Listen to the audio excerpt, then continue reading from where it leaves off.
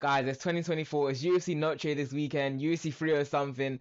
I'm going to go down the entire card. I'm going to try to predict all these fights. I'm just going to give you guys my honest opinion on who's going to win. Starting with the prelims, ending with the main event. You feel me? Yeah, that's the vibe I'm bringing. So, first off, is that the first fight?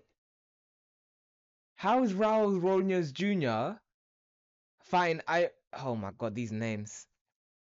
How's he fighting first fight? This guy's meant to be like a bigger star or something, isn't it? Didn't he have a higher spot in his last fight?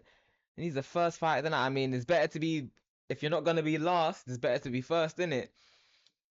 Anyways, I'm not even too sure about him fighting, I think I was looking at this guy's record, yeah, and his record's not bad, you know what I'm saying? Like, he hasn't really been finished a lot, and he's had a bunch of losses, but they were mostly by decision, When he last got finished, let me see.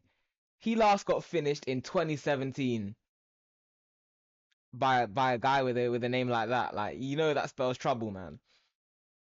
And he hasn't been finished. He's been winning fights, losing fights, but nothing too crazy been happening to him. I think he's a major underdog. You know what? I wouldn't really bet on him. I'd definitely bet on Raul Rose Jr. in it, but on a parlay, I'd sprinkle him in there for a couple underdog picks in it. But I'm going Raul Rose Jr. for this one. Raul Rosa Jr. Raul Rosas Jr.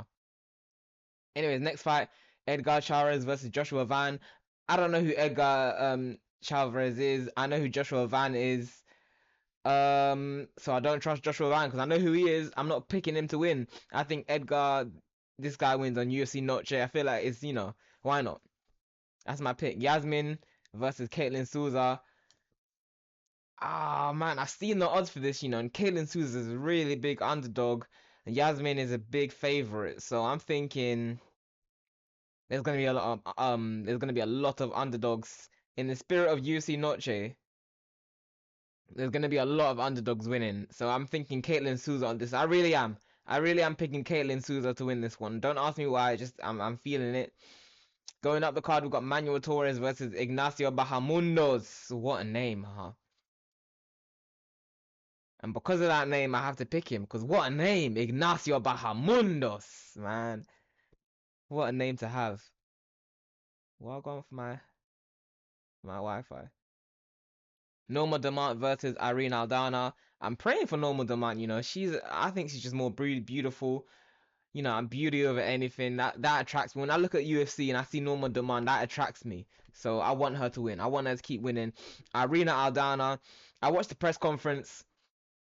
She was looking a bit rough, but Norma Demant was looking sensational. I'll keep it 100. Norma Demant was looking fine. So I'm picking her to win. Ronaldo Rodriguez versus Ode Osborne. Did you guys see the press conference for this one? This guy's got big lips. This guy's got it's like when he talks, there's a lot going on, And he was really kind of freaking out in the press conference. He was really getting mad at Ode Osborne. It kind of made this fight more interesting to me, innit? Because it's not Emmanuel versus Muhammad Makayev kind of beef, innit? It's kind of, they kind of just set each other off. I was watching the press conference, yeah, and this guy, like, it's like Ode Osborne was talking, and this guy was just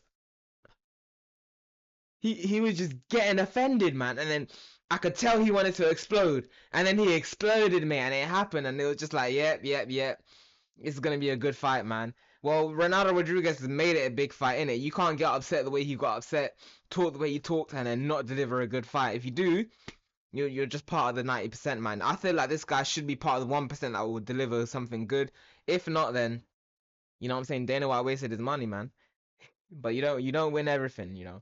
Anyways, so I'm picking Ronaldo Rodriguez on this one, innit? But I wouldn't be surprised.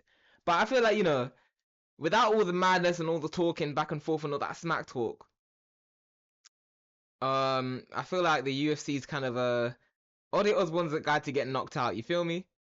Like he's got a good record, he's beat a couple guys, you know what I'm saying? He's athletic, he looks good. But if you need, if you need someone, to knock him out, maybe you don't even have to tell him. You don't have to tell him he's a journeyman. But if you need him to get knocked out by someone good, you're gonna ask him to fight him, and he's gonna get knocked out, and that guy's gonna look really good. So I think that's what they're doing for Ronaldo Rodriguez, isn't it? They wanted him to get a good knockout on UFC NOCHE. Anyways, enough conspiracy theories. Let's go on with the next fight.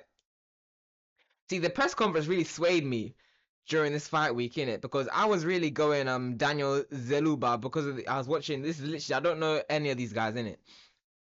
I'll let you know when I know the fight. I'll let you know when I know the fight is in it. But I don't know who Daniel Zeluba is. I don't know who Esteban Rubakovic is. Their records are amazing.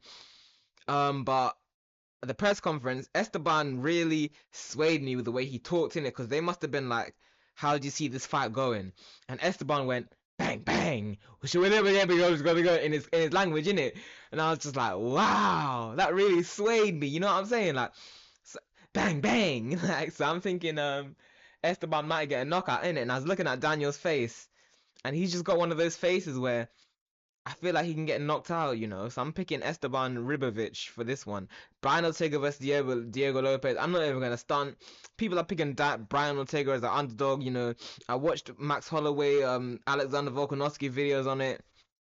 They're all picking Ortega. A lot of people are picking Ortega. But I think Diego Lopez is going to finish him in the first round. I think Ortega's done. His last few fights, he's got injured. It's just his other fights, they hasn't been like, he's just been, you know what I'm saying? He's a crash test dummy, man. And you can't do that in this sport, man. Like, and I feel like that Khabib quote, you know, once you're done, you're done. There's no coming back. Like, and yeah, Brown Ortega got that win on Yair Rodriguez, but you know what I'm saying? He's not doing that to Diego Lopez. I don't know why Yair Rodriguez lost that fight. He was destroying Ortega. But yeah, man, I think Diego Lopez probably knocks him out or taps him out. I see a finish in the first round. Probably not tapping him out. I'll be real. Brown Ortega getting submitted is not in this reality. But knocked out, yeah. Maybe a stoppage, and then, you know, yeah, maybe a stoppage. But yeah, I'm picking Diego Lopez for this one 100%. Alessa Grasso versus Valentina Shevchenko. You know, I can't pick against Shevchenko. You know, if I see her on a parlay, she's always getting slapped on there. And with the odds this good, where she's a bit of an underdog, you have to go with it, man. I know you know, they've had their 15 fights or 20 fights with each other, and Shevchenko hasn't won any of them. But you know what I'm saying? There's always that argument of it was a draw, blah blah blah. But I think when I pick fights, I just go off skill set, or what skill set, like rock paper scissors, isn't it? What skill set, beats what skill. You know what I'm talking about. I made the analogy. You get what I'm saying. So I just think that when it comes down to it, Valentina Shevchenko's skill set beats Alessa Grasso's. It should be Alessa Grasso's a high amount of, like, majority of the time in it. So I'm expecting Shevchenko to just go out and do her thing. And anyways, fight of the night, not fight of the night, but you know, main card event, Sean O'Malley versus Merab Dvalishvili. I am, as a UFC guy, I'm picking Sean O'Malley in it. But as a betting man, I'm putting down Merab. You feel me? I feel like you kind of have to pick Merab just off like skill set wise. Like, I get, nah, man. MMA math, skill set wise, regardless of what Merab's been doing online, Merab's a machine, man. And Sean O'Malley, he's good. He's got his footwork and that, but Merab's going to Marab's gonna make it boring. Marab will push him on the fence and hold him there. You know what I'm saying? And while Sean's getting annoyed by that, who knows what he does, but Marab's just going to be on him. And I don't think Sean O'Malley's good enough to run away from him and piece him up. I feel like he might catch him a couple times. If he does, maybe he knocks him out. But realistically, I see Marab bullying this guy, man. So yeah, that's my UFC picks, guys. That's what I got for this weekend. Let me know if I win you any money. You don't have to thank me. You don't have to thank me. But I'll know. Peace out, A-Town.